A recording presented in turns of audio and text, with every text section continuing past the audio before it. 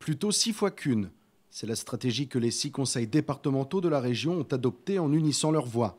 Dans le viseur, la préparation de la loi Finances 2025 annoncée par le gouvernement, car elle devrait impacter directement ces collectivités. Des collectivités qui ne se disent plus en capacité de présenter un budget équilibré comme elles doivent le faire. En Indre-et-Loire, par exemple, les droits de mutation ont baissé de 27,7 millions d'euros en 2023, encore en diminution d'une quinzaine de millions d'euros en 2024. Ce qui nous fait un delta de plus de 40 millions à trouver en économie.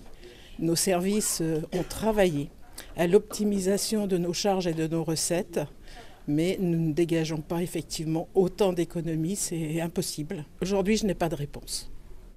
Plus de 40 millions auxquels s'ajouteraient 12 à 20 millions d'euros supplémentaires de contributions avec la loi Finances 2025.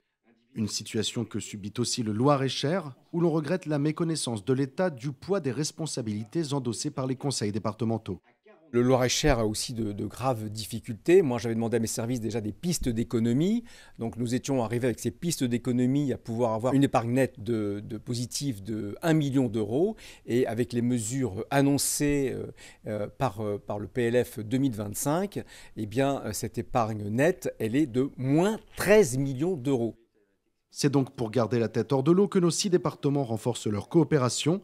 Ils espèrent ainsi se faire entendre au sujet de leurs finances, de la solidarité et du soutien aux familles ou encore de la santé mentale, avec un mot d'ordre, ne plus se laisser marcher sur les pieds par l'État.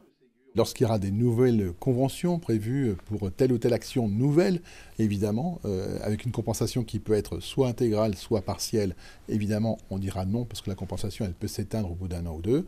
Donc voilà, là, je pense qu'aujourd'hui, on va durcir la position, comme tous les départements de France le feront, vis-à-vis de l'État sur le territoire. Reste à savoir si le gouvernement entendra ces messages, la dénonciation de l'augmentation des dépenses des départements pour les solidarités, en parallèle d'une diminution de leurs recettes globales.